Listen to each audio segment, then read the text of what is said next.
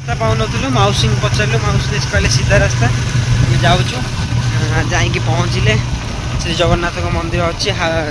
बिरीपटारे से गाँ ना हूँ नारी गाँ चलते बुलिक देखिए व्यूटा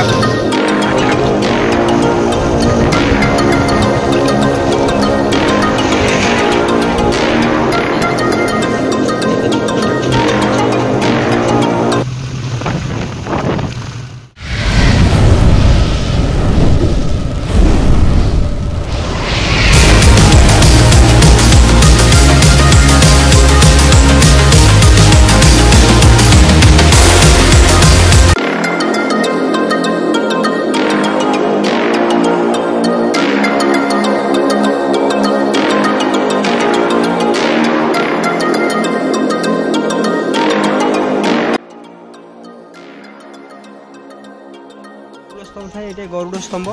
देखिए एपट हूँ जगन्नाथ मंदिर आपण मैंने देखिपे मंदिर पछ पाखर दृश्य ये बराह मंदिर अच्छी बराह मूर्ति अच्छे देखिए फ्रंट गेट चारिपट सब दृश्य बहुत सुंदर है आपड़ के आसतु बुलिकी जाओ माँ विमला मंदिर यहाँ नारीगाँ जगन्नाथ मंदिर यहाँ ना विमला मंदिर एपटे आपणकर ये रोचे आपणकर सरस्वती मंदिर एमती बहुत सुंदर है माँ सरस्वती का मंदिर यहाँ रोचे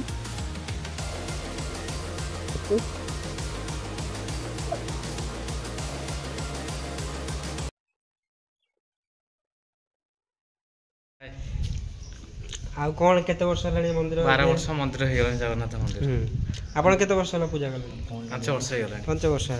एटा को मंदिर एटा नारिया जगन्नाथ मंदिर बिरीपटा देखो जदि भल लगी वीडियो कमेंट करियो शेयर करियो कमेंट करियो सब्सक्राइब करियो तथा बुली के आपण मानक व्यूटा देखै दउची मंदिर चारि पटे सब एटा रहउची मंदिर पछपट ऊपर व्यूटा एबले रहउची सुंदर व्यू रहउची